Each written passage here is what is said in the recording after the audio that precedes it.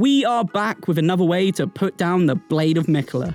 And this time, this boss is staying down. The previous pizza cutter serpent spear glitch we had was incredible for destroying Malenia in seconds, but unfortunately got patched out recently. But no worries, because this one is easier to do and it hits like a truck.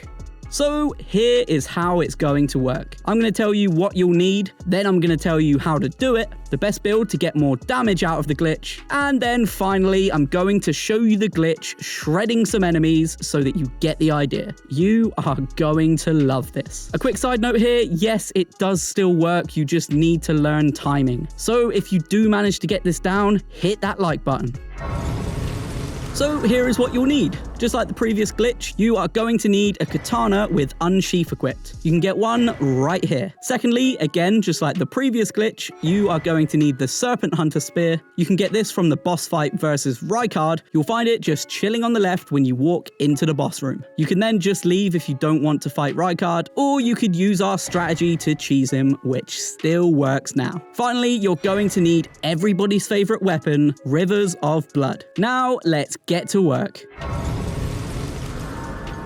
So this glitch isn't as long as the one before, it's actually only a few movements this time, but similar to the glitch before, the timing is so important. I'll go through the glitch process and then I'll go through it in super slow motion. So firstly, make sure your Rivers of Blood is in your main hand and your katana with unsheath is in your offhand. Secondly, make sure your Serpent Hunter Spear is next to the katana. This helps the glitch, but also for a quick swap. An easy way to do this is putting any weapons you're not using into the storage chest. It makes the process less confusing and less messy. You can also mess around with the order of your weapons to make sure that they are next to each other. So step 2, two-hand your offhand katana. 3, all in one quick motion, do a light attack with the offhand katana. Then during the animation, press L2. This is where timing is important. If you do it too soon or too late, the menu won't let you swap weapons in or out later. So try to hit L2 just as the swing of the sword reaches the end. Step 4, swap the offhand katana for the Serpent Hunter Spear. If done right, this should result in your tarnished using the Rivers of Blood weapon art Corpse Piler, and they'll have the Serpent Hunter Spear on their back. This will give off the same damage and range as the Serpent Hunter Spear when you are fighting Rykard. Okay, let's slow the process down so you can follow along. Two-hand your katana, then do a light attack with it. During the animation, press L2, swap the katana for the Serpent Hunter Spear, watch the runes roll in. And just so you know, I'm not just using the Rivers of Blood skill for this. Here is a comparison in damage. As you can see, it takes Rivers of Blood 2 to 3 hits to kill this soldier, when it takes the glitch just 1 hit. As a side note here, it is worth practicing this with your friend in PvP and having your friend join boss fights, as they can distract while you get good at the glitch. If you're looking for people to play with because you are friend challenged,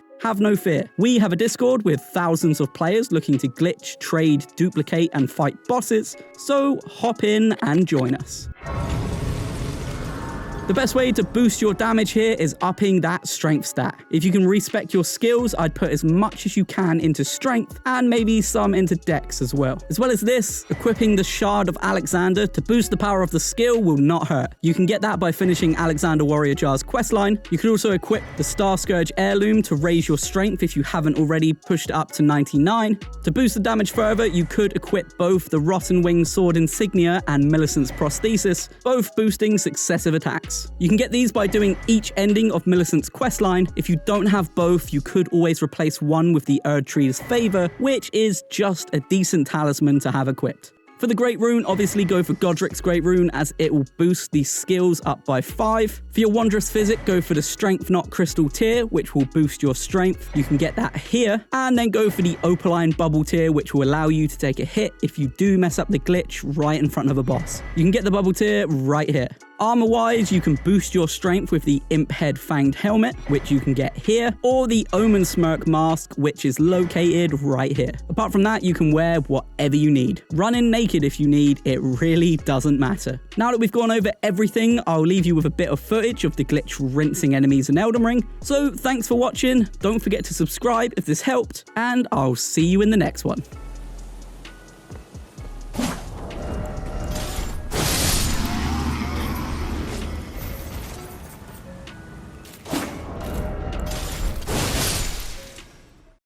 If you're struggling to defeat Malenia, have no fear, because this build is going to melt her health bar instantly.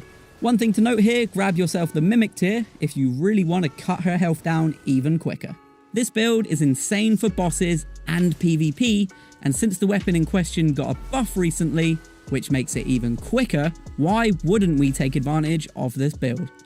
You're going to want to put a majority of your points into Arcane and Mind for this build. If you're sticking at level 150, try and get around 45 points into your Arcane.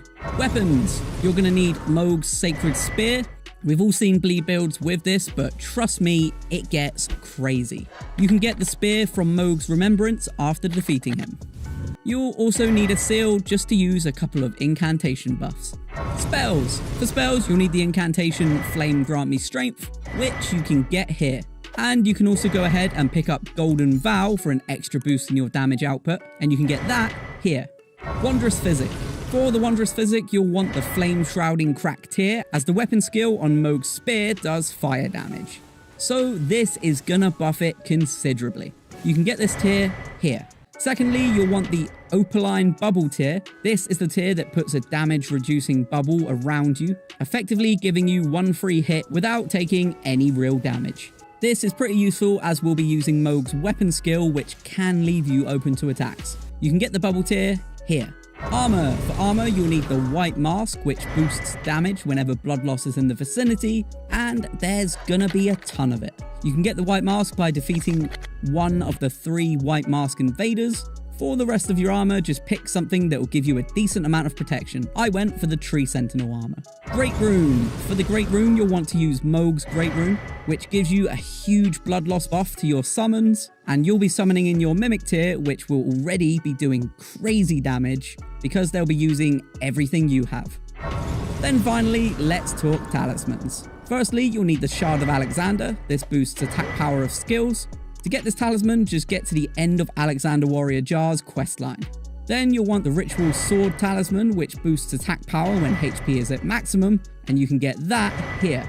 You'll then need the Fire Scorpion Charm, which raises fire attacks. This will give your attacks a huge boost. You can get the Fire Scorpion Charm right here. Then finally, you'll want the Lord of Blood's Exaltation, which will boost attacks when blood loss is in the area, and we've already established that there's gonna be loads of that. When you've got all your items together, head into the boss room, call your Mimic in straight away, use your buffs, drink your Physic, and then get to work. Enjoy the build and have fun. Extraordinary. The mark of a true lord.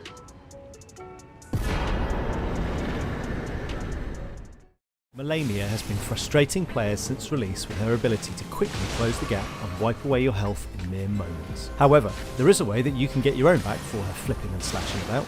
It's not perfect, it's not easy, but hell, it's awesome all the same. First up, a quick tip. If you can, use Bleed, or Hemorrhage, as it's called in Elden Ring, as much as possible as it quickly whittles down her health. If she hits you, she'll gain health back, so try not to get hit. Rolling to the side usually helps. Now, when you get her low on health, you want to hit her with a big move to hopefully stagger her and kill her. If you do it right, follow up immediately with a critical hit. You should fade to black for the intro of our second phase via a cutscene with your weapon embedded in her chest. You'll hear the familiar crit noise if you did it correctly. As soon as the second phase starts, instead of flying around, she'll be right in front of you, recovering from that cutscene splitting critical hit and be on super low health. Now all you have to do is swing away and she's done for. Congrats, you just cheesed a cheeser.